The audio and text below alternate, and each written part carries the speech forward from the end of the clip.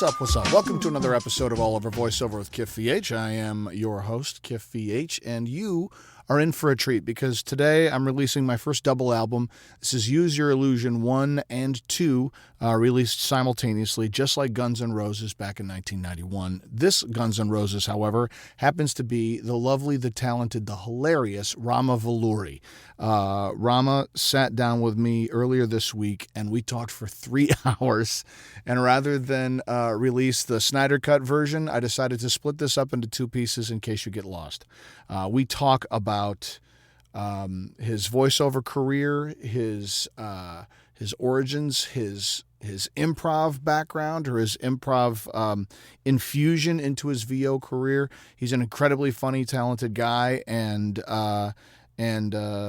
has a lot of really fantastic things to share, from dealing with agencies, acquiring agencies, losing agents when you're killing it, and then the agent closes underneath you. He addresses that as well. So there's a ton of great stuff to go through, and he's a really entertaining and fun guy. I think you're going to enjoy this conversation as much as I did. Rama Vallury, this is part 1, and here we go. I'm so excited to have on the show tonight a tremendous voice actor. Who we've known each other around the fringes, but connected last week, and it was like, well, why don't you come on the show, for God's sake. Rama Vallury is here with us. Rama, thanks again for dropping by, dude. This is awesome to have you on the show. Oh, thanks, Kif. I am a fan of this show. I listen to this show, and I tell students of mine to listen to this show, so it's a delight to be here. Oh, dude, thank you so much. Well, I mean, as we got the intro out of the way, circling back to NDAs, we were just speaking before, as the music was playing, about the volume of NDAs, code words, code names, just not knowing what you're really auditioning for, and how that. How does that influence how you approach a piece of copy? Like, do you need, like, I mean, obviously, if there's something that's known, like a known property, let's say, like, I'm not under this, so who knows? But like a Batman game, and there's little clues of like, oh, it's called Squish Pants, and then you're like, all right. And it's like, it's, night falls in Gotham City, and you're like, okay, I know where I am. But like, how do you navigate that? Or do you navigate? You just kind of like bulldoze it? It's really interesting. I've started to figure out, to a degree, who it is that I'm reading for based on how they've given you the copy. Huh. If it's just, here's 5 lines with 1 emotion versus here is a bit of concept art that may or may not be related, but then everything is in a table, like an Excel table, with context in the lines. They're just these patterns that certain companies seem to have. So then I have a decent idea of, okay, it could be any number of these. Yeah. But most of the time, I think the thing that I've begun focusing on more is the age range and any specific accent information right at the beginning, because a lot of the expository things that they give you largely are covered by those 2 bits of information. In a world where they're prioritizing booking natural or conversational voices over the broader characters, it's where do you find the truth in that, and how do you get your natural speaking voice to nest into that context, so it's not trying, it's being. So I look for that bit of information, and then I see, okay, where can I ground myself in reality, and then play within it, find the music in it, and play. But the code words, it's so tricky because some of them, they have similar themes to them of where they originate in history or literature, and then you go, okay, is this still the same thing that maybe 8 months ago I did something for? And it was one really funny one was recently, it didn't even occur to me until I was playing the game. Oh, wow. I was playing Final Fantasy VII Remake because an old coworker of mine, he made a joke and I called him on it. He was saying everybody should play it. And I went, will you buy it for me? And he went, only if you're serious. I'm like, yeah, I'm serious. So then he asked me my address, and I gave it to him, and then 2 months later or so, the deluxe version of the game showed up at my door, God. And I went, did I buy this? And I had to think about it, and he really, because I called him on the bluff, he sent it. So I'm playing this, and there's this bit where you're on motorcycles riding through the busy downtown, and it leads to this battle, and I can't even remember the name of the character, so if people like it, they're probably going to be mad at me right now. He's a showboat riding this motorcycle, and you're battling him a little bit, and he keeps coming back throughout the story. And something was oddly familiar about it. And I don't remember playing this game as a kid. Yeah. Maybe I watched my brother play it a little bit. But he said a line, and I hit pause on the controller, went back to my email, and typed it in, and I found it. And I went, I did audition for this. I knew it. And then when I hit start, I started listening to what that actor did. Yeah. Went, oh, so that's what they were going for. Yeah. Whether I was close or not, I went, well, good for you.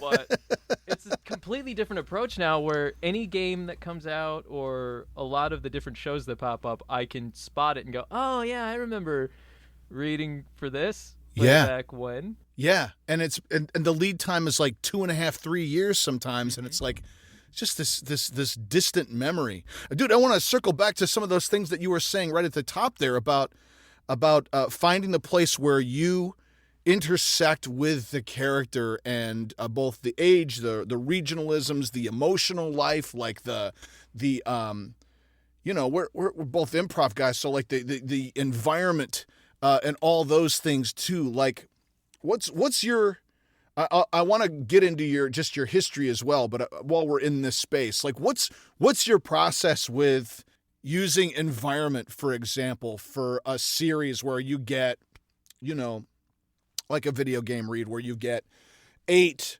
different lines with different contexts and emotional stakes, where they've given you one playable action where it's like, okay, you're confused or you're confident or whatever, and then like how do you address that line? Is character first, or is environment, is circumstance? Like, what's your approach to those, to something like that, to this hypothetical piece of copy? Usually I start from something physical, where when I'm figuring out what the character sounds like at the beginning and I'm trying to find what that would sound like, what that would feel like, I give myself imaginary physical weights, whether this person might be taller than me or shorter than me, broader than me, heavier, lighter. Is there some characteristic that they gave me that can inform it? And I try to find that physical place. There was a show that I once auditioned for where the character art that they gave was just this very round anthropomorphic creature, but was the sidekick to the lead, and the lead was one of those Bart Simpson type overly confident pranksters, so this is one of those Milhouse type sidekick roles.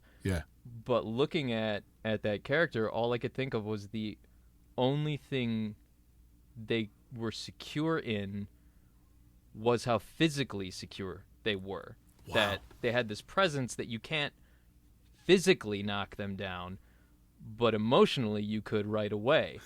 And so I thought about that, and I just put my arms out. I felt like, okay, here's 360 degrees of what it feels like to move like this character. And then I went, okay, so if I ground myself and I plant myself in place and I feel this, everything else becomes very cerebral. So no matter what it was that I was saying, everything was twinged with doubt and fear. And that's so awesome. Great. So now we play musically over it, where it isn't just delivering the line, it's every bit of it. Okay, this isn't a line that a character is saying, this is a truth that I am speaking because I am this character now. So, you know, you're trying to figure out what it is you're gonna say, but sometimes it just sort of gets away from you. Sometimes it speeds up and then slows down. There's just little pauses. Where that's the nice thing about the audition. You have the freedom to really, really play. Yeah. Because once you're getting directed, then all the considerations of, well, we have an animatic or we don't have an animatic, or this is how much we're letting you play within this space, knowing that we do have to go back and animate. Right. But you can always give more and pull back. It's much harder to restrain yourself totally and then get the note, can you go bigger? Yeah. Because that limit is so much higher now. You're like, well, how big is too big? Right. If everything you started off is way down here and everything's very constrained, and they go, let's do something completely different. Now you're going by degrees. Is it 3 notes higher? Is it 5 words per second? How fast are you speaking? Yeah. You can get very in your head on that. But if you give yourself that physical reality, it's an easy reminder that even if you lose the voice for a minute, there's a secure place that you can get back to. And it's much like doing improv, where if I'm on stage, I see everything in chalk lines. Yeah. So I go out there with nothing, but the moment we get a suggestion or we start building something together, it starts drawing itself in, almost in that A Beautiful Mind kind of graphic thing. Okay, so here's the table here, there's a window here and all this. So when people go walking through tables, I immediately get horrified. Like, ah! Yeah. Are you a ghost? Are you all right? How's your knee? But that's a great thing because it's written in that invisible chalk that only I'm seeing, or if you're really lucky and you're that connected with who you're playing with, all of it can shift in a second, where you might think you're in a shack in the Old West and then someone says something and suddenly you're in a high-rise in Hong Kong. You're like, okay. Bim. Yep. Great. We just lifted this up about 1,000 feet and... Right. Great. It doesn't change the location of the sink. It just means that it's kohler. It's a nice sink. It's a higher quality stainless steel. It's not a bucket and a pump. There's actual plumbing. There's a view now. Right. So it's little changes like that. I can still smoke in both environments. So I'm comfortable with my object work cigarettes. Just notice like, oh, it was sunrise. We didn't have one of those before. That's right. Well, that's fascinating. Well, let me back up. Tell me where are you from? Where did you grow up? I'm from Chicago. I was born in Chicago. Grew up in the suburbs, southwest suburbs in Burr Ridge, off of I-55, the Stevenson Expressway for those playing at home. Yes. But yeah, I was born in Chicago. We lived around the city and then out in the suburbs. And my mom told me the first voice that I ever did. I was 3 and did an impression of Daffy Duck leaving a family. We were leaving a family friend's house, like one of these very Indian parties of all the South Indian families, and it happened to be the some relatives who were like best friends with my grandfather. And as we're walking out, I turned around when my aunt said bye, and I went, "Thanks for the hospitality." And for some reason, everybody forgot. Like the line outlived what the voice was. So for years, nobody knew. They kept saying, "Well, I don't know where this kid got it. Why is he saying that? Why did he say it like that?" And it was this big joke. My cousin, who wasn't born like 16 years later, like after me, she hears this story and she goes, "That's just Daffy Duck. He was doing Daffy Duck."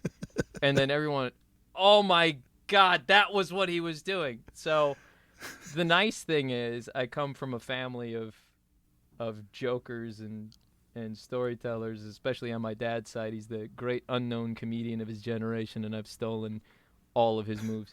Amazing.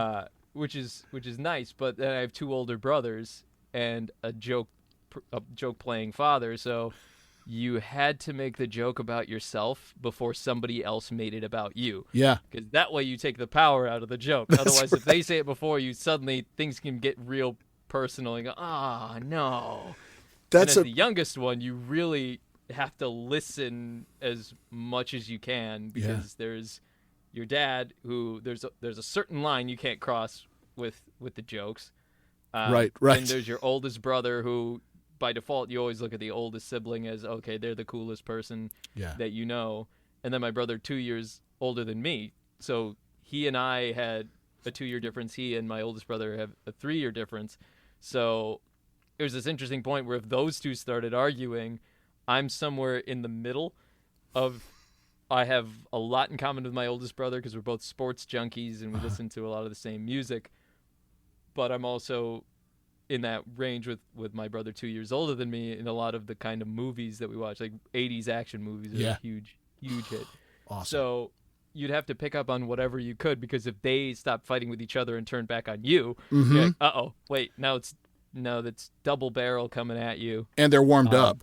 They've got much frothing. Warmer. That's the thing I remember as a kid. I spent a lot of time watching my brothers playing video games, where they were really good at it, and I was more invested in what the story was because I just wanted to see where it would go, and I knew that I was gonna fall behind. And they would let me play a lot, but it was that Luigi kind of syndrome. Like, well, Mario's the lead, you get to be Luigi, or you get to be Tails in Sonic. Right. You're always the second character and the one who, if the screen moves too fast, if you they die, it doesn't matter. They come back. Yeah, you just regenerate. Like, there's no risk to you playing at that point, but you could help by getting more coins or rings or something. Exactly.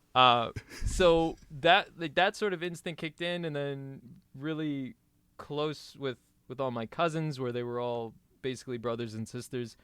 So you learn to play very early, but I didn't actually start doing any of this in a public way until I got to college. Really? I went in as a declared history major. I was going to be a history professor, and I very nearly was. Wow. But around 2007, the professor who I was studying the most under, John Lynn at the University of Illinois, was doing a study abroad in Paris over the summer of 2007, a military and art history study abroad in Paris. And I thought, well, if I'm going to go on a study abroad, I should go with this guy because that sounds really cool. Yeah. And both from a class standpoint and getting to go to Paris, and my oldest brother had been mad at me because the year before I didn't apply to go to one in Greece, partly because it was financial, and the other was like, oh, I don't think it, I don't know, I probably shouldn't. And he as someone older and who had done a bunch of study abroads and things, was like, you're wasting the best possibility that you get when you're in college. Wow. So I went, and while I was on there, one of the other students I was with, she was a music director at the radio station.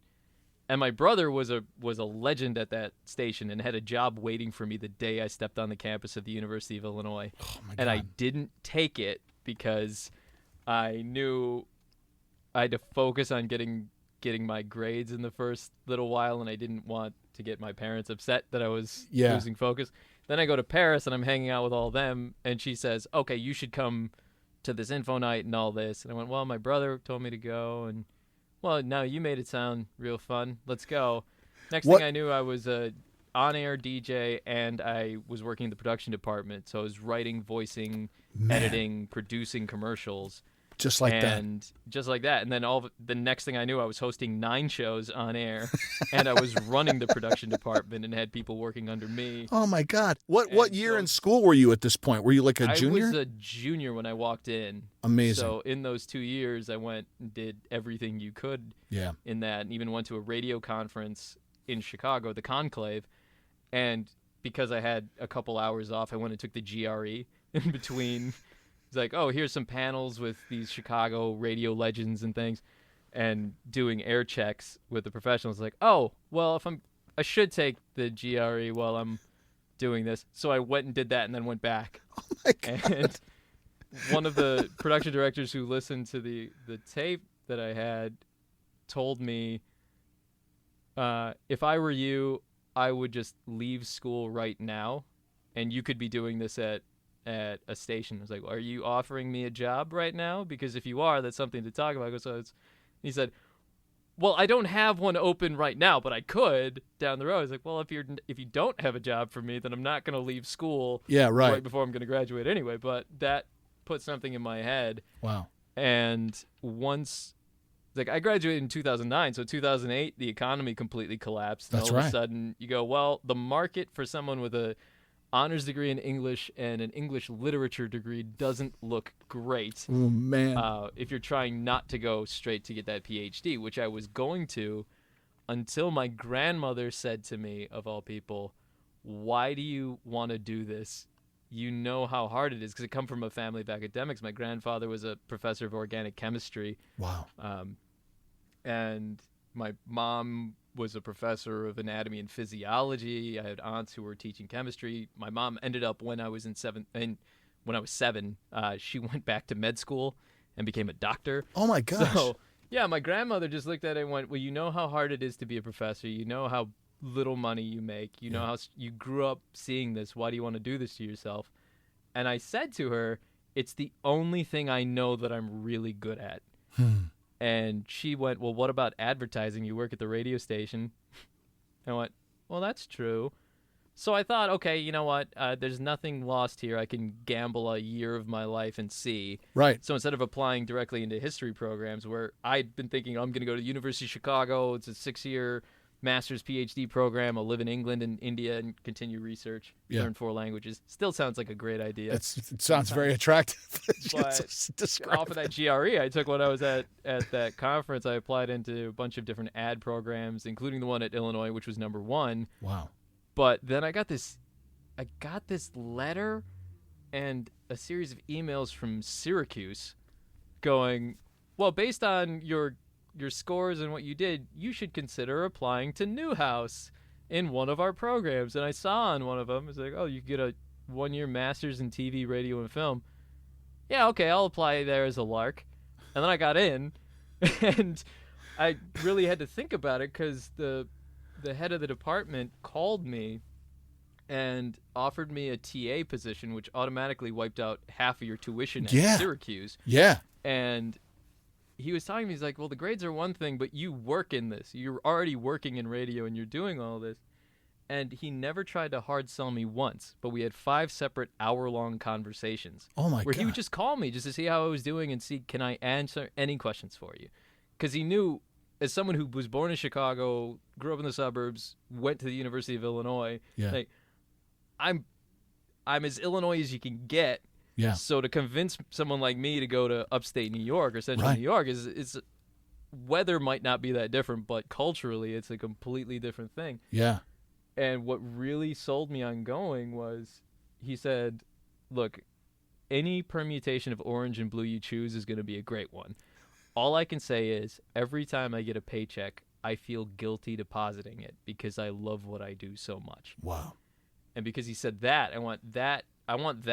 Yeah. I just want that feeling. I don't know what it's ultimately going to be, but I want that. Yeah. So I went and thought, okay, well, look, if I don't like it or anything, at 23 I'll have a master's and I can go right back into history. It's not going to be that big of a delay. Right. But I kept finding reasons. Like 2 weeks later, after graduating, one of my best friends went, okay, we're driving. We're going to L.A. Like, he had decided it for me. He's like, well, we don't go to New York. The older guys are going to go to New York. We're going to L.A. I went, fair enough. And my parents had to move, so they sold the house in Chicago while I was still in grad school, and I didn't even get to go back when it was happening. So I'm a man without a home, so I really could go anywhere. That's so right. I just stayed at my grandmother's house for 2 weeks. Then he drove from Syracuse to Chicago. I jumped in his car. We loaded stuff into mine, shipped my car, and then he and I drove across the rest of the country in 3 days. Amazing. In one of the most insane experiences ever. If you've seen the movie With Nail and I, when they're driving back from the country into London, that was our entire drive. That's incredible. So yeah, and then we came here. We really had nothing. We had no internships. We had no job opportunities. We had no prospects. We were just 2 guys who showed up.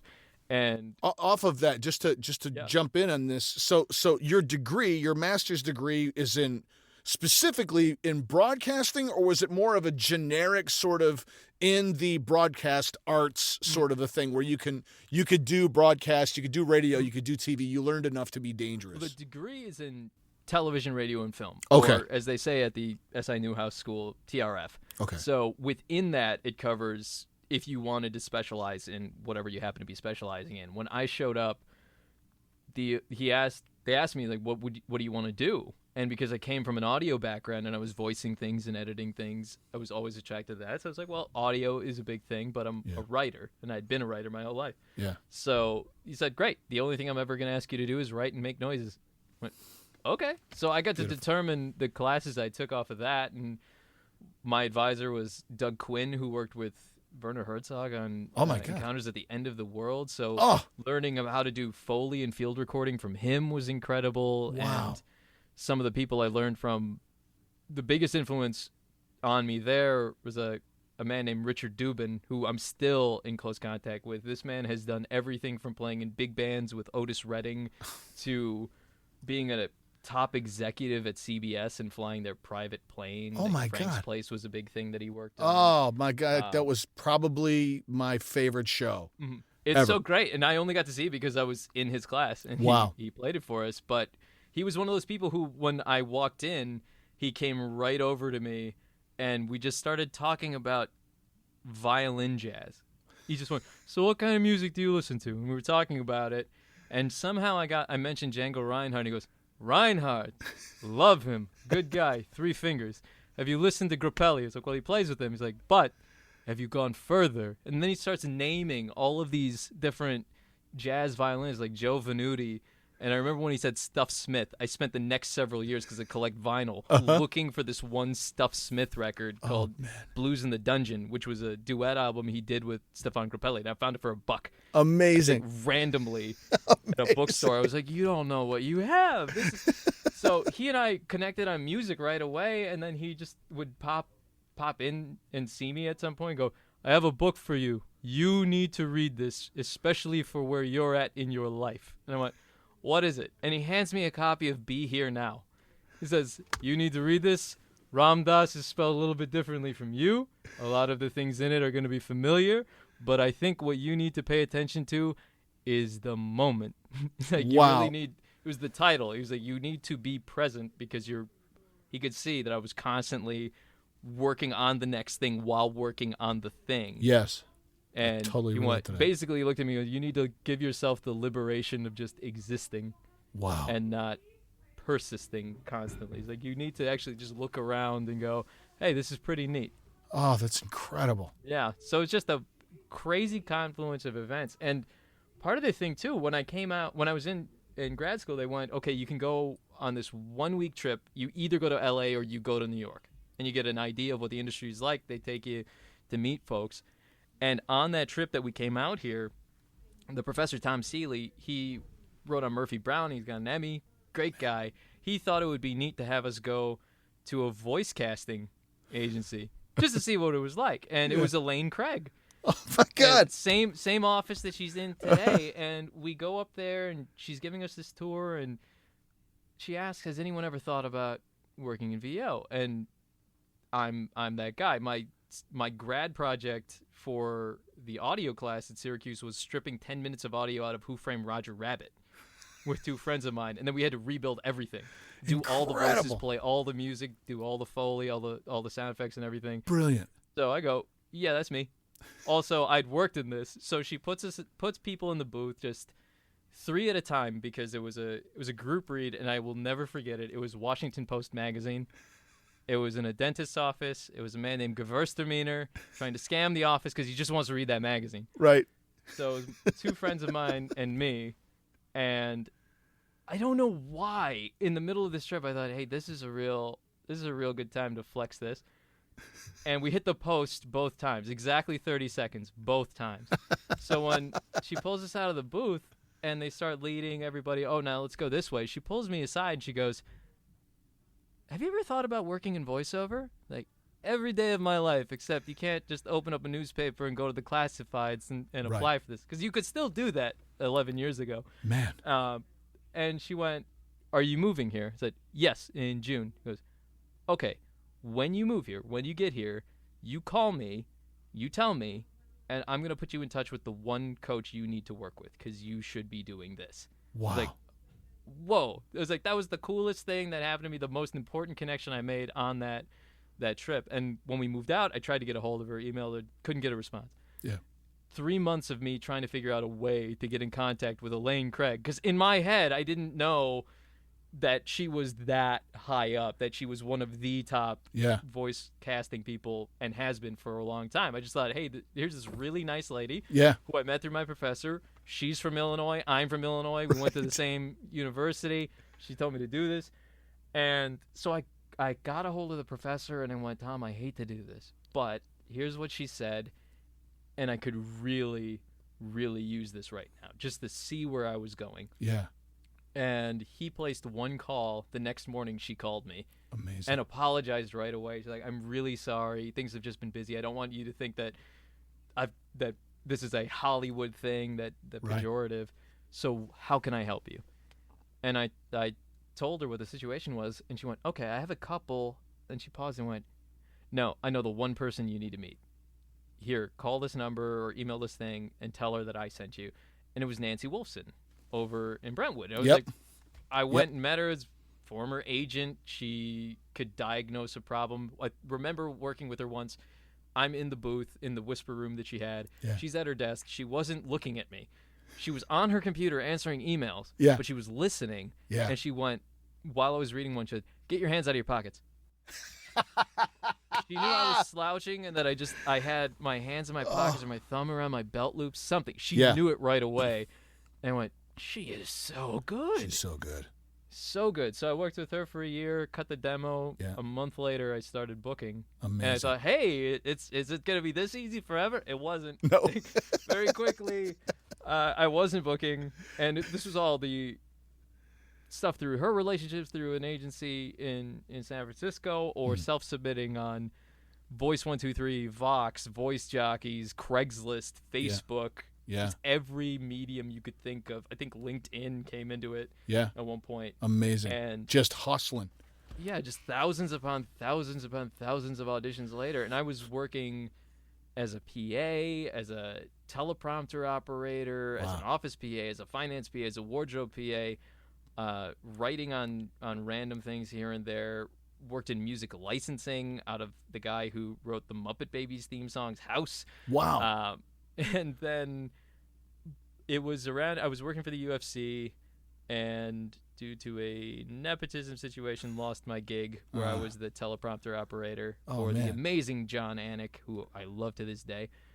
And I knew I had 6 months left on my lease of my apartment, and at that point I was fed up with a lot of things in the industry, a lot of the racism, a lot of the cronyism and nepotism. Yeah. And things were just so rough that I was looking around and I could not for the life of me catch a break. It was every single gig I was working was worse than the one that preceded it and barely getting by. I know the first 2-3 years I made less than 10 grand a year. Oh my God, man. And there were entire weeks I wouldn't eat for an entire week because I would go, well, I can't afford to do that and pay for the voice class. So I would just not eat, and then I would give her the money and I would do the class to try and get as many classes as I could in to speed it up. And it wasn't until I was talking to my oldest brother and he just heard how delirious I was on the phone. Yeah. And I let it slip. I was like, yeah, I do this sometimes. Next thing I knew, I got a call from my mom going, well, you know that there's this emergency credit card that we can all use if it's an emergency. It's like, you not eating is the definition of an emergency. This is just a bad idea. And both of my parents are doctors, so like, where as the child of doctors and from a family that has doctors and professors and the like in it, like, where did you think this was a good idea? Like, I knew it wasn't a good idea, but at the time it was the only thing that I could see that made sense. Because if I put that bill on them, it was just a further acknowledgement that this is not working out, which meant that there was going to be a phone call going, maybe you should come back or go back to this thing. And I was so hard-headed about it that I went, it's my fault that I'm here. It's my fault that I'm in the situation that I'm in. So I have to find a way out of it without inconveniencing anybody else. Yeah. And it took forever. Like, I was going to leave in 2013, in August 2013. Wow. And then I took the first gig that I could get off of Craigslist, and it was working at a celebrity gossip outfit, not TMZ, but a competitor of sorts to it, just uploading videos to YouTube. Yeah. The entire business of it I found repugnant, but there's also rent and things, and I just lost that gig with the UFC, which I went, well, now I don't know what I'm going to do. Because rent is due, I got to take this gig. And I met some of the best people I've ever met in my life, but we all looked at it going, this is kind of like that truck stop way station. Yes. We're all here just waiting for someone to let us go. Yeah. And then while I was there, I went, well, if I'm gonna move back to Chicago, might as well just start doing Second City here. I can get a jump on it when I'm back home. Yeah. And it was when I went to the Second City that I met the people who gave me the biggest reason to stay. Wow. Outside of the people I came with, because I could tell the people I came with, like, look, it just professionally isn't working out. I can do voiceover from anywhere. Yeah. Like, I could go home and do that. Yeah. And not have to deal with all this other nonsense. And I grew up watching the Second City, and being from Chicago looms so large in our minds and the people who came from it. Yeah. That when I went there, the first show that I saw, it had Sam Richardson, Frank Caietti, Ithamar Enriquez, and Brad Morris, all who I saw on the main stage of Chicago a year and a half earlier. I was like, wait, what? First class I had was with Ithamar. I went, hey, wait, what? And he convinced me to do the bingo show where like students go and put their name in the thing. Yeah. He kept telling me, you got to go do it. And I was so nervous, but I went. And I mean, years of working in radio and just making a fool of myself anyway helped that a bit. But I did that. My name got called. I went up, and at the end of it, Sam turned to me and goes, "What class are you in?" And I just raised one finger and went, "1." He goes, "Con 1?" I was like, "No, improv 1." He just leaned back, goes, "You're gonna be fine." And I went, "Whoa, okay, that's great." So it was really around the third class that when my oldest brother called, I went, "I think I might need to stick around a little bit longer." Yeah. Because there might be something going on here. And all of those people that I met in that third class are some of the closest people in my life. And once I got into the conservatory, I met Sean George, who's my creative partner in all things. One of the only people who can convince me, you need to stop working right now. We're gonna go bowling, or we're gonna go to some underground wrestling thing. We're just gonna not work. Yeah. But he's also the guy who can creatively push me to do all kinds of things I didn't think we were able to do. And it was really that liberating thing of going to Second City and Ithamar saying on the first day, he's like, just empty your mind. Don't go out there with anything. Just go out there and let it happen. And since then, I really just operate almost entirely in my life completely empty. Yeah. Just looking around going, yeah, anything could happen. Yeah. Let's just have some fun with it. Let's see where we go. Oh my God, dude. So that was a long way of answering your question. No, it was beautiful. What an extraordinary story. And like, you know, the places for me personally where it intersects, and like the drive to stay, the drive to find your own way through it. That feeling of, my wife and I talk about it as like from Pirates of the Caribbean of burning the rum. Mm-hmm. You know, that realization where when things are desolate, that idea of like, I don't have another option. I really don't. All of my eggs are in the one basket that just got run over. So I've got to figure something out, and then doing it. Mm-hmm. You know, but then also like, the Second City, Los Angeles is an extraordinarily special place. And like, it was the first place that we went to when we got here, that I went to, certainly, of like, I went in and I recognized half the people I knew from Second City, Detroit, and walked in like, hey man, I need work. And Funk was like, great, here's class, here's conservatory, here's like that. Lovely man. I love Josh Funk. He's such a good guy. Such a great guy. And like, it's the best friends that I've made outside of voiceover have come from, in particular, this location. I mean, it's a really special group of people, and I love it very much, and I'm There's an thrilled amazing here. thing that people who are part of the Second City LA, Second City Hollywood community, if they've ever been to a holiday party for it, they've heard this iconic speech by Josh Funk every year. And the first year you hear it, it hits you like a thunderbolt if you're really paying attention, like lightning bolt or the sound of thunder. It hits you and you go, wow, this man is saying something really, really moving. But the most important element of the speech that he gives is the one that most people gloss over, which is, this is your home. We'll always be there for you. We've always got your back. Yeah. So you can come home whenever you want. Yeah. The part that people forget is you can come home whenever you want, which implies that you need to leave. at some point, you got to get out of the comfort zone. You got to go someplace else. You got to try something new. We'll always be here, whether in a physical building or the community that you built. Will always be there for you. Yeah. But you need to go try some things. Yes. And I remember one year I came back because I think I graduated in 2014.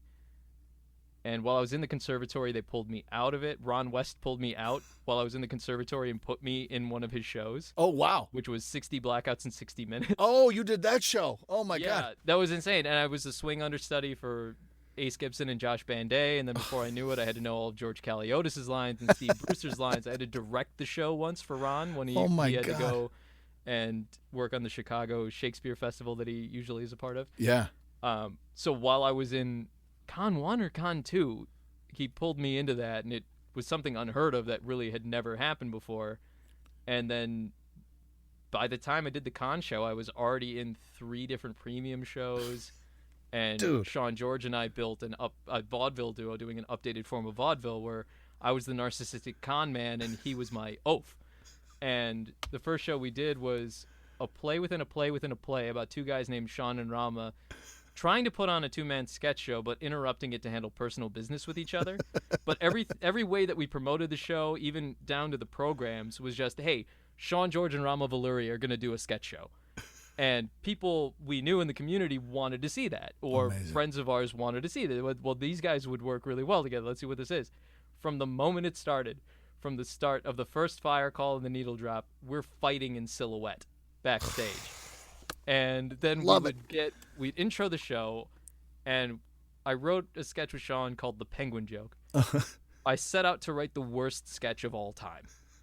And it was this framing device that we would keep coming back to the penguin joke. We would interrupt each other, do what was a sketch in our actual show, interrupting the show that didn't exist. And then we would come to an agreement after we resolved the thing, should we start the show over? Yeah, let's just start the show over. And we'd call, the fire call would happen again, the needle drop would happen again. We'd come out to do the penguin sketch again. We'd get one line further, and then we would interrupt it again. Oh, something amazing. else would come up.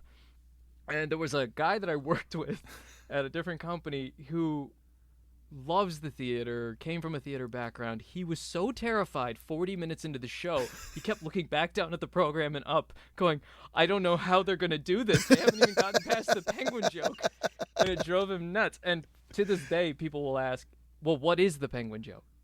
What was it? How did that sketch end? And the honest answer, which we told a couple people, was there is no end to that sketch. We went, why? It's like, we never wrote it because no matter what we write, it would never be as good as what exists in your imagination. That's Either right. completely unsatisfactory or it was too good for the sketch that happened. Oh, that's but so great. they never got to see that. So Sean and I were doing that. Then the follow-up show we did was an hour-long investment seminar. So everyone who was there to invest in 3 of our bad ideas. 1 was material, 1 romantic, and 1 ecclesiastical. The 3 things throughout history that you always appeal to. There's always a market. So the first thing was vanity. It was a hairspray for women called Albino Stallion that gave you the get up and go you need, but it also had trace amounts of black tar heroin in it just to create dependence.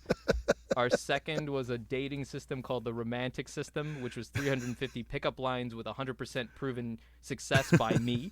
And it was all just stuff that would never work, but we claimed that it did.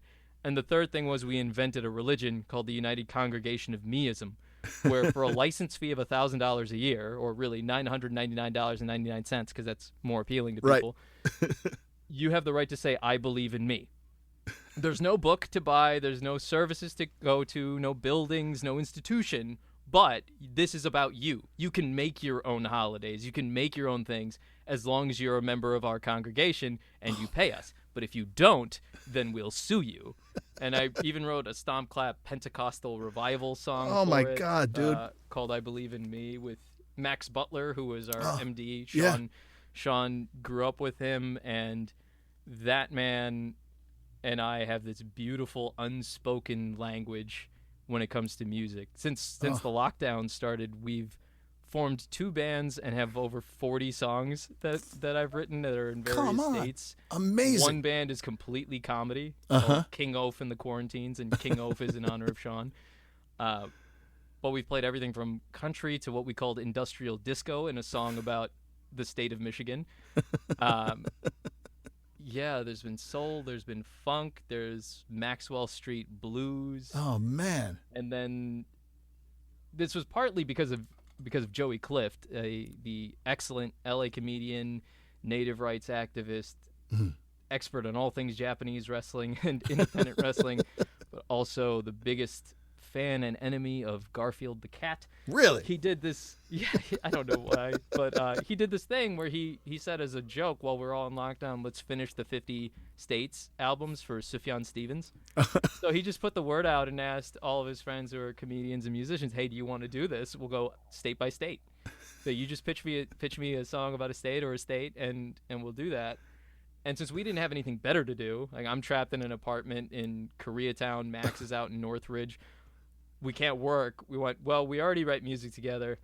Why don't we just actually just give ourselves a reason to have a deadline? Oh my God. So the first song, Joey had asked, like, what do you want to write about? And I said, Butte, Montana.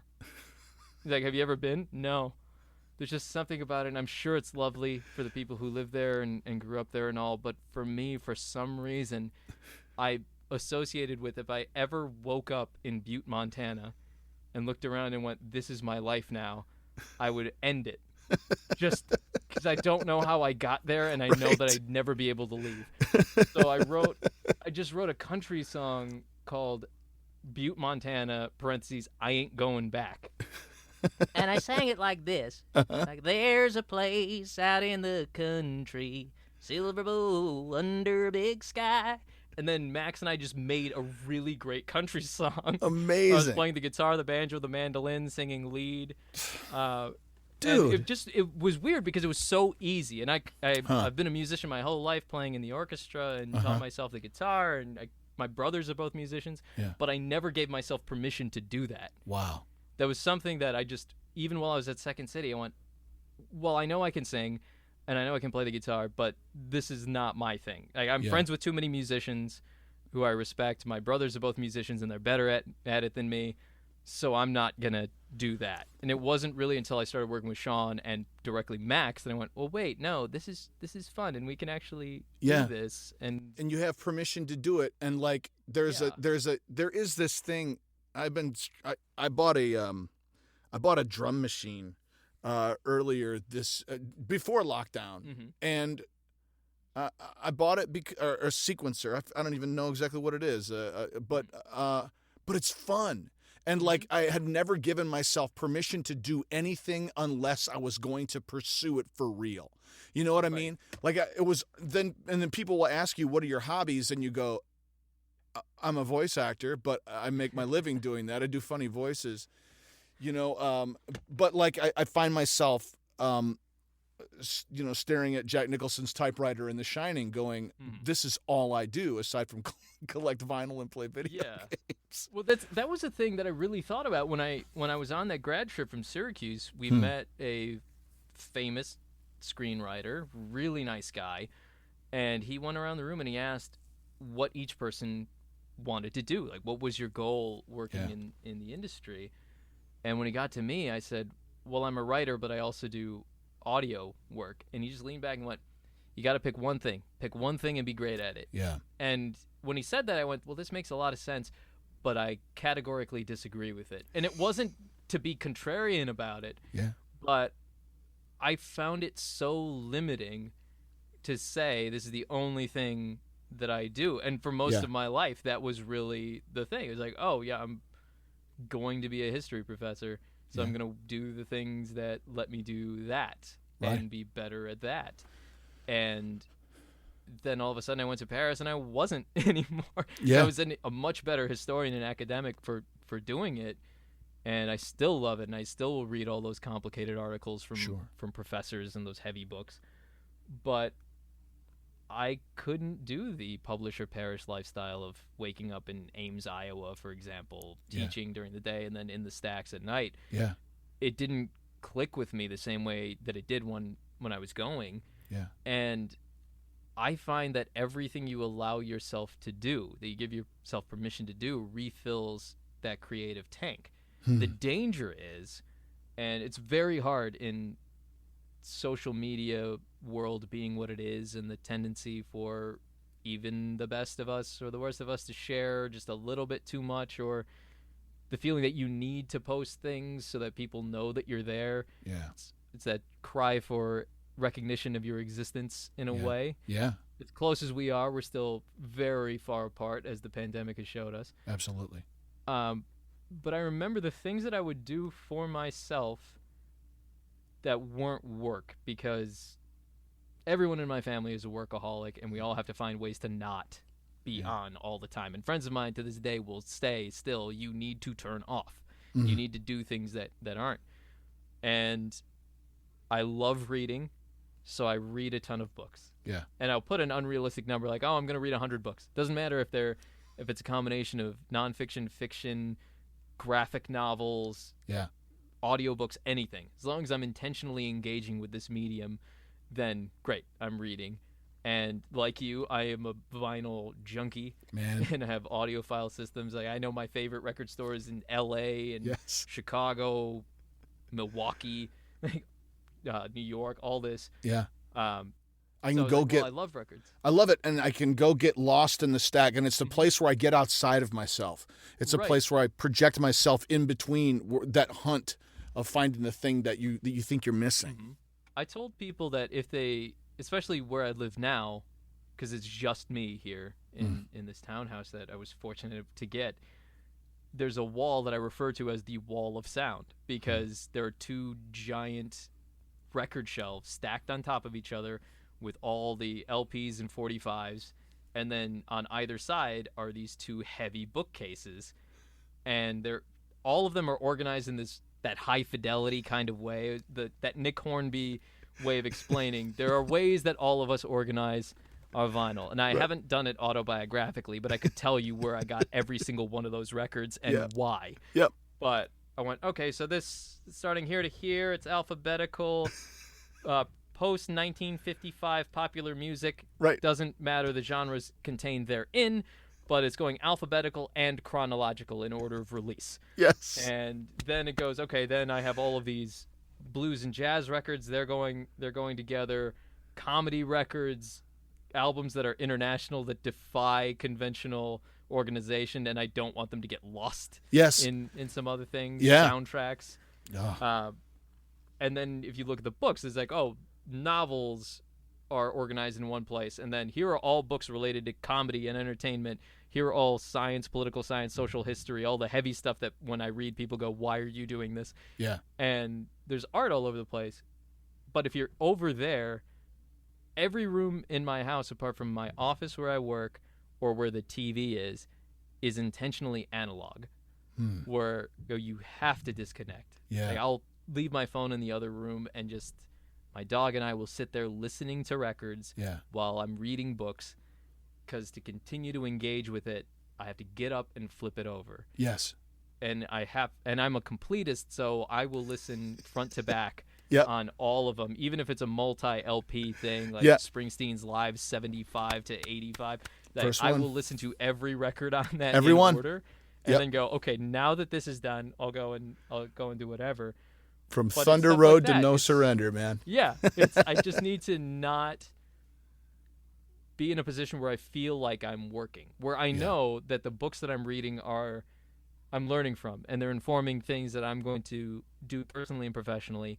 The music I'm listening to, I love, but I'm listening to in a much deeper way than I did before. Yeah. Where the liner notes are even more important than when I was a kid going, hey, this is really cool. Yeah. Now I'm listening to so much that I'm going, oh, this is a really interesting way to play. This is a nice change here. Why did you write it in this key? Yeah. And as someone who's writing music, I just keep consuming more and then asking, well, can I write in that genre? And that's a fun challenge Max and I have, where we don't limit ourselves going, well, we have to be this one type of band. Yeah. We can write whatever as long as the songwriting is good, which I'm the one who's writing the lyrics. And usually how it works is I'll get some idea, whether it's the lyrics or I'll map out a demo, and as many instruments as I feel necessary, and I'll work through it. By the time I get to Max, I'm like, these lyrics are going to be there. This is what it's going to be.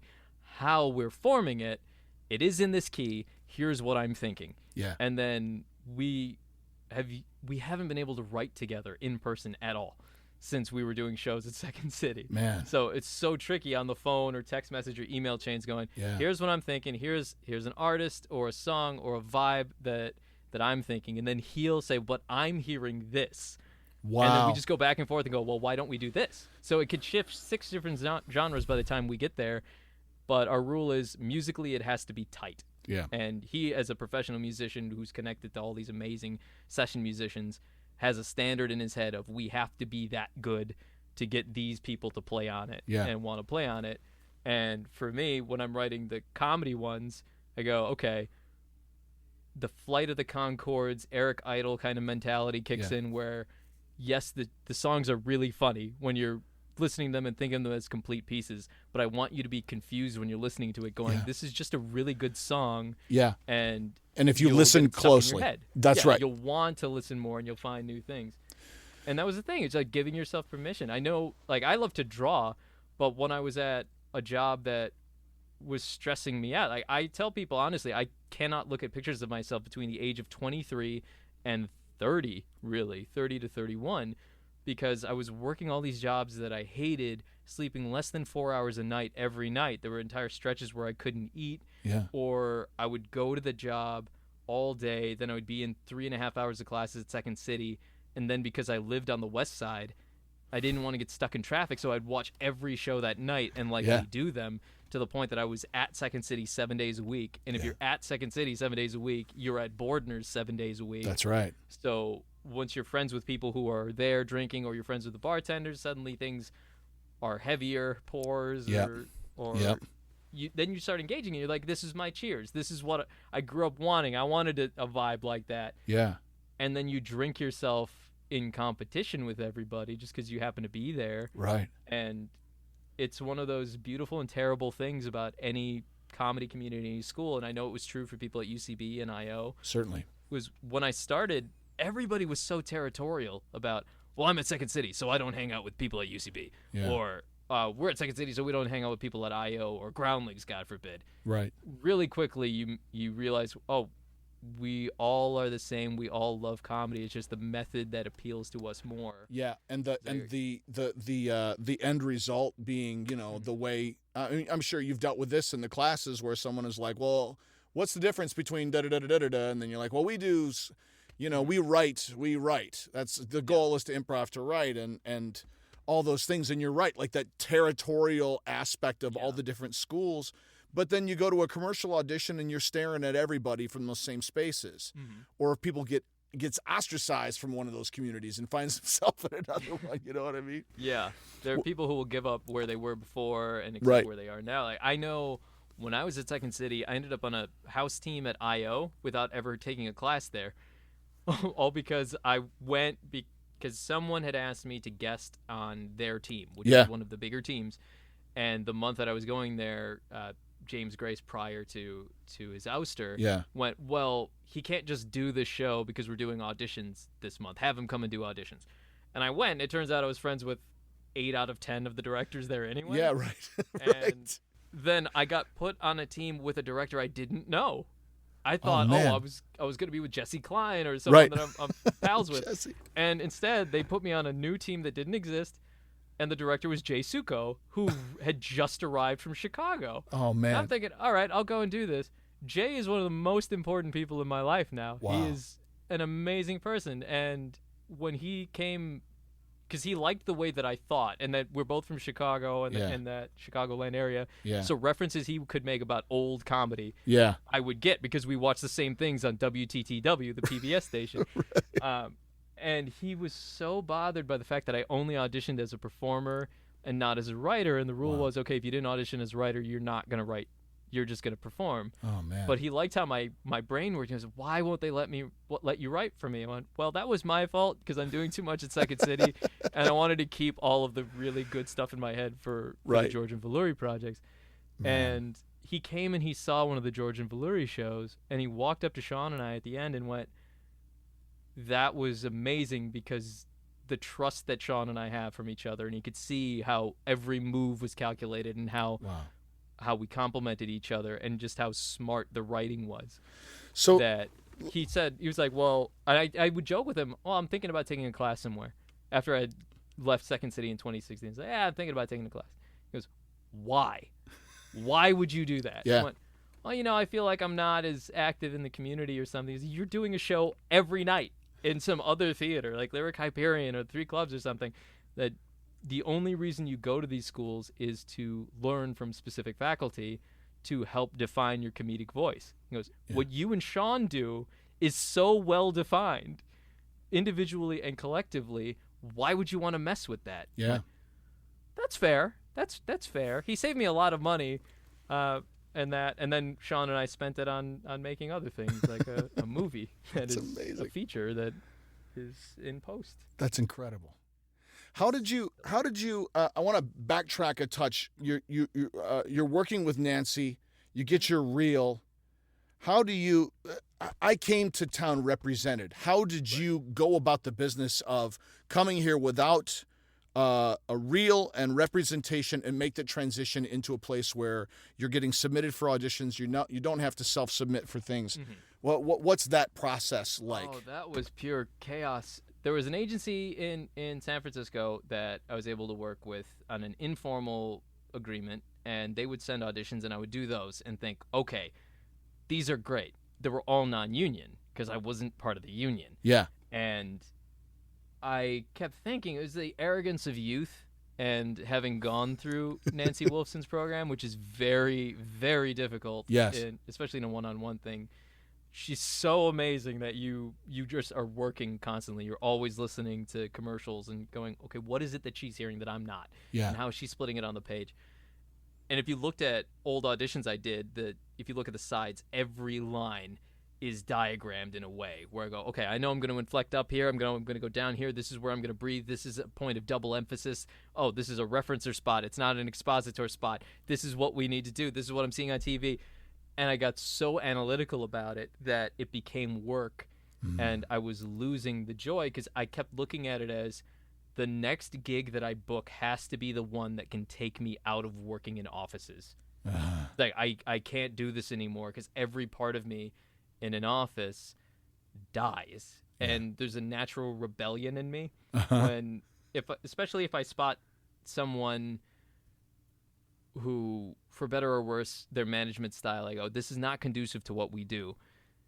So I find ways to get everything done my way, which may not be their way, which isn't, I don't want to be in meetings. I don't want to be in meetings talking about what we're going to do. I'd rather do what we're going to do. Yes. What can be an email should be an email. What should be a meeting really has to be a meeting. Otherwise, we're just wasting our time. Yes. And I would be honest with everybody where I was working. I was like, I'm a comedian and voice actor, and this is what I do, and I'm going to go leave to do auditions. And fortunately, when I would say that, I had a national for Gillette that was on TV with me in it, and I was the voice of a drink for Starbucks. So there were some spots that they could go, oh, wait, no, he really does do this. And then they would go to Second City and go, oh, wait, no, that is what he does. Yeah. He just happens to be here. So I'd keep reinforcing that. Yeah. But that's so helpful. I would go from all the terrible jobs. I could be there, and then I would get an email from the algorithm at Voice 123 or something going, hey, here's an audition. You need to get it done by 10 o'clock tonight. It's 6 o'clock in LA. I just got off work. Now I got to drive back to Culver City to get this spot in before 10 and then come back to Hollywood because I'm in a show that night. Yeah. So I would be driving across the city. Oh, my God. Or finding a quiet place in the office, trying to record as best I can. Which is impossible. Which is freaking impossible at Second. There's not a single place. I had to do a voice match job while teaching a class. And I had my students, I was like, look, this is a voiceover class. You want to see it happen for real? This is me doing Tom Hanks. Yeah. So we tipped over a table, and then someone had a hoodie, and we put it over top of it, and it was madness. There's no quiet place. When I teach them, because they'll get really self-conscious about where they are in their journey. If they're just starting out, maybe they've been in it a little bit longer, and they get focused on the gear, and do I need to build a booth? Do I need to get a whisper room? Do I need to buy panels? What do I need to do? Said if you got a closet with clothes in it and a good comforter, you're better off than 80% of us. That's right. And I would tell them, like, I've recorded in leaky basements, in offices, in storage rooms, in stairwells, in my car, under beds, in hotel rooms, in bathrooms. with people yelling. Yeah. And I did 2 audiobooks for Audible, and I was living in Culver City in that Fox Hills area between Ladera Heights and Westchester and everything, right by the LAX flyover. Oh my God. I had to get up at 5 a.m. to record these books so I wouldn't wake up my roommates, get like 5 hours of recording done, then go to work for the whole day, come back, maybe get 30 minutes where I wasn't working on something, and then I'd go back and I have to go and edit what I did that morning, knowing the next morning I was doing more. Oh my God. And that was kind of the pattern of I would go on Craigslist every day. I would go on all those sites every day. I'd constantly update. If someone asked me for a favor who was in the improv community going, hey, we shot this sketch, can you do this voice for it? Without question, I would do it. Yeah. Everything is actual proof of what I'm doing, and it isn't just here are some spots that Nancy gave me to do for the audition. Right. Here's the actual practical thing. Yeah. And if they were friends of mine, I would never ask for money. If it was a friend of mine who was getting money to give to me, when I started, it was like $20 because I wanted them to keep being able to give me money. Yeah.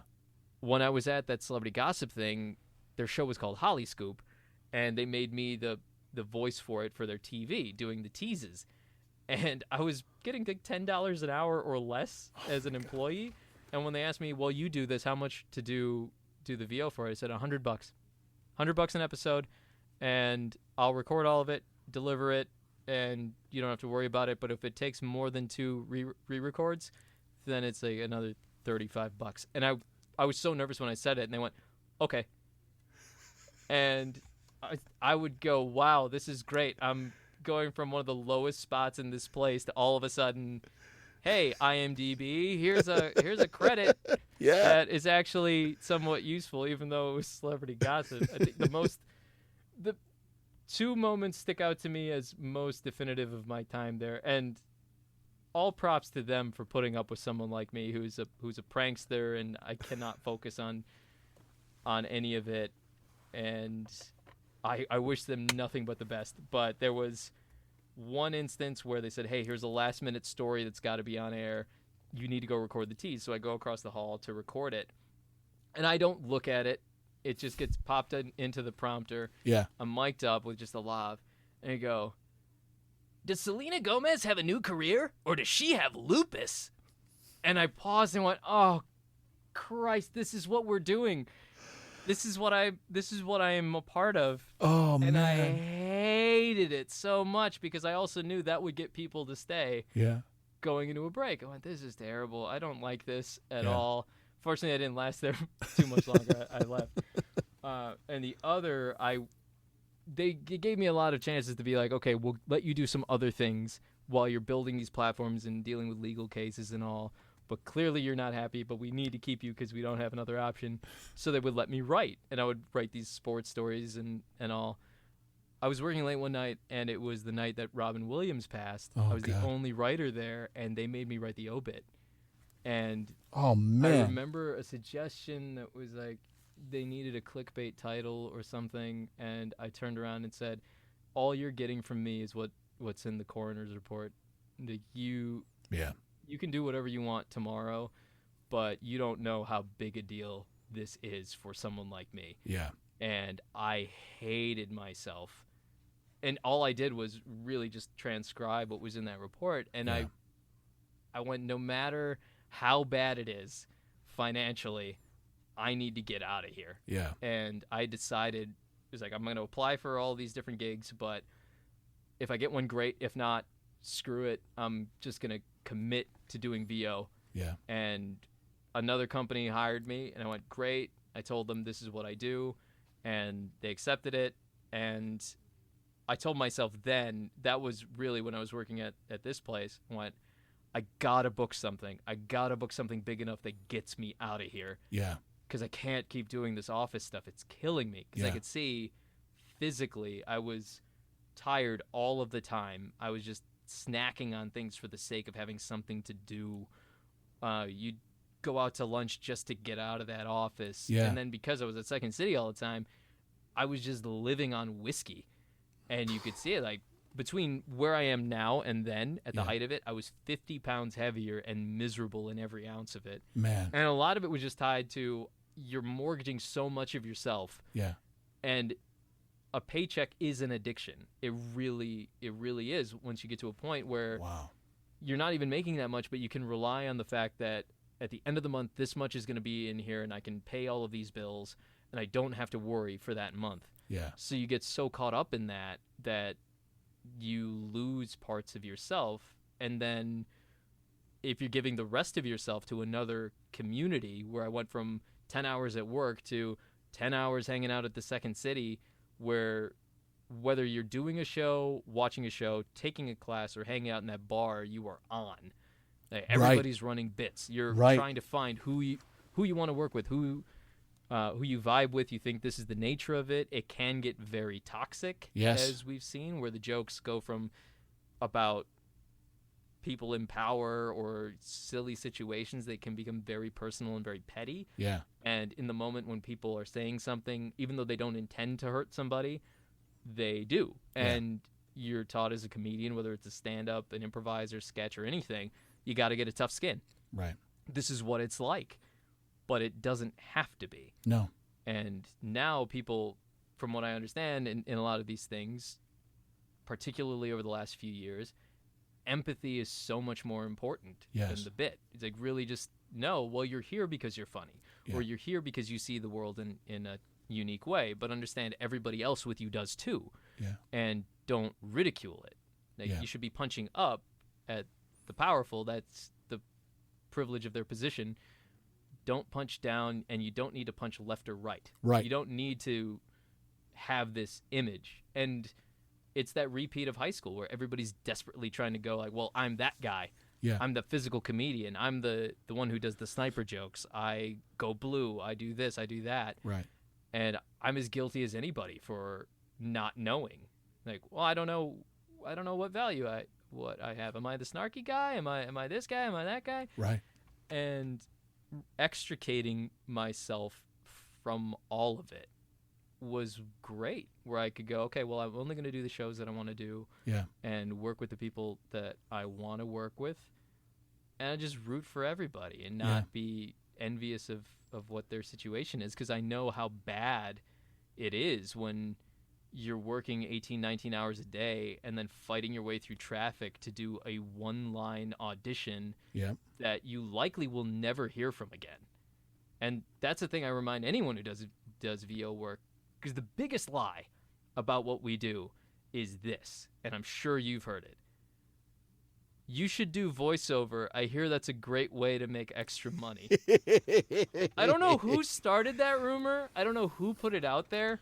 But it's the biggest misconception. Agreed. And I tell people, like, you have a voice, and that's a beautiful thing. Everybody's got their own unique voice, their own unique instrument. Yeah. As an impressionist, yes, I can do a lot of them.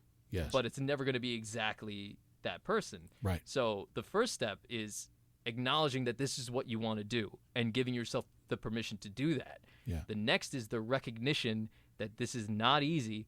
It's not an easy way to make money. There are a lot of people doing it. Yeah. And you have to be very comfortable with a special type of rejection.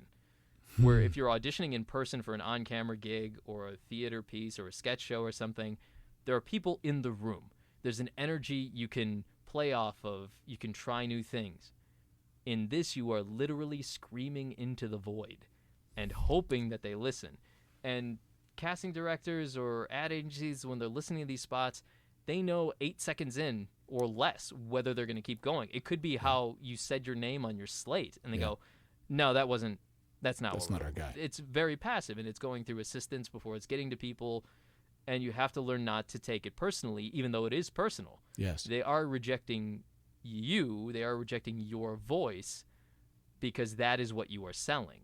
Yeah. And it just because yours isn't the right thing for what they're looking for. Right. So while it's personal, it also absolutely isn't. Yes. So when students ask me, how many auditions have you done? I went, I don't know, 10,000 is low, I feel like, for this point in my life, between working in radio and now. And I forget about the audition right after I'm done with it.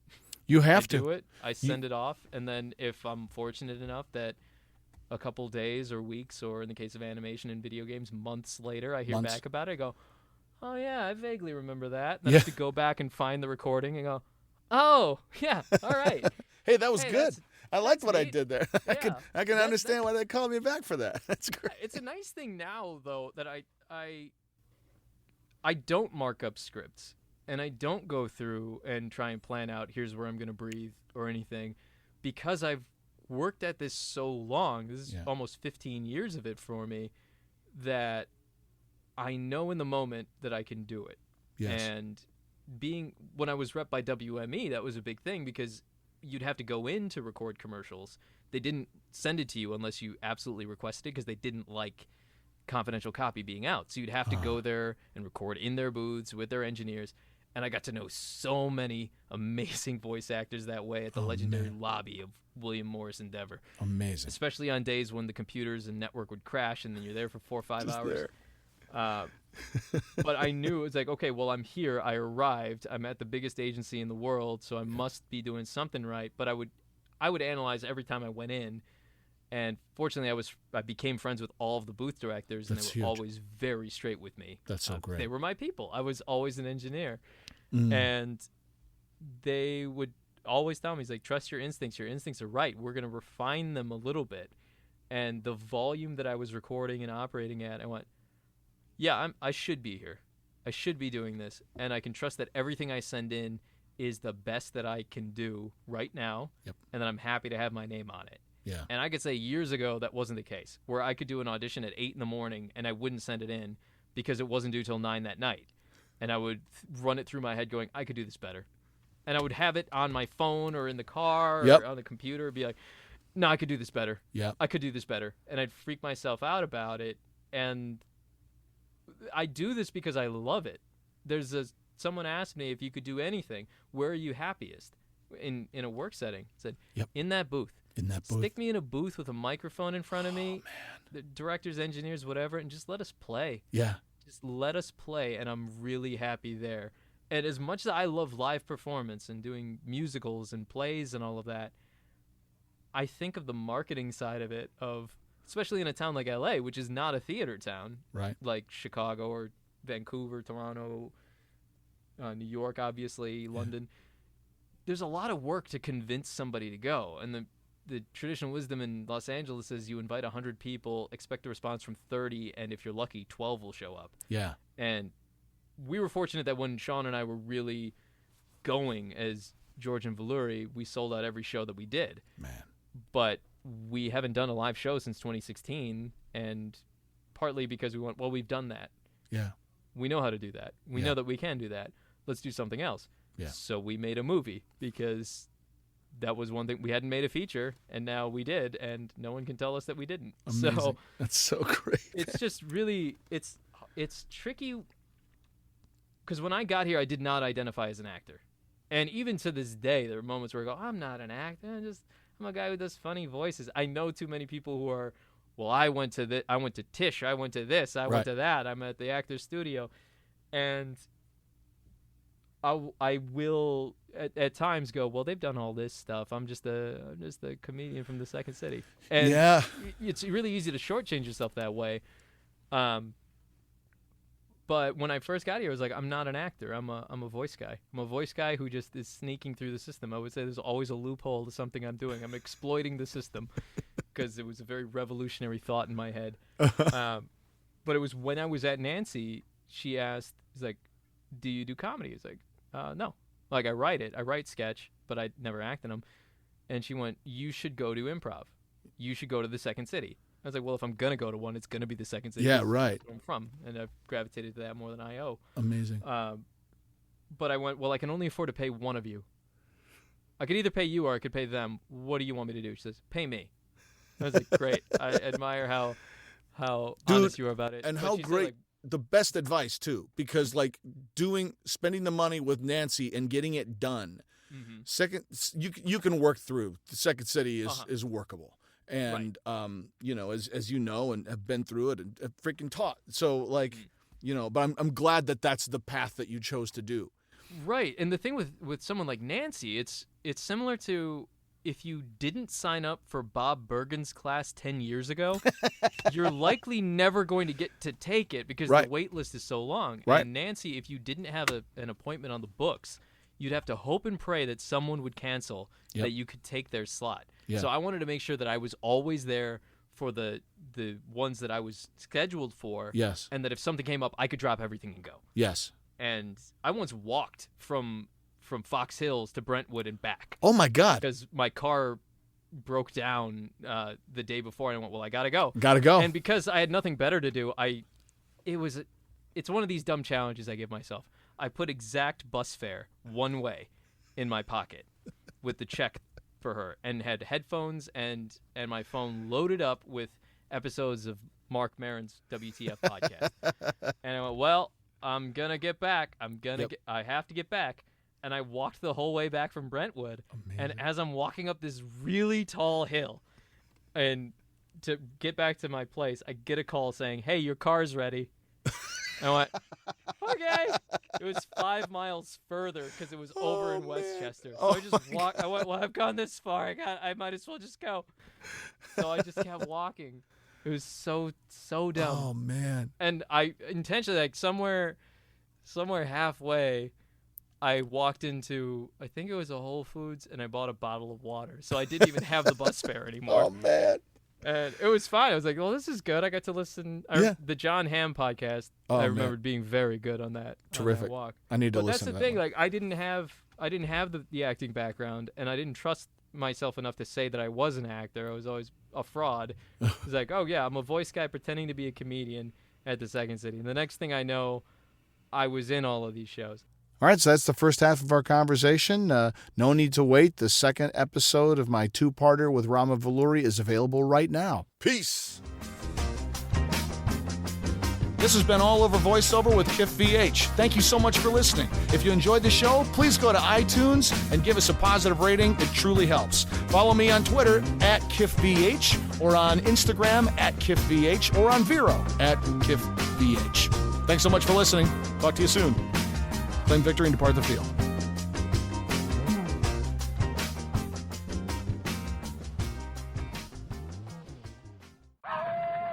Werewolf? Yeah.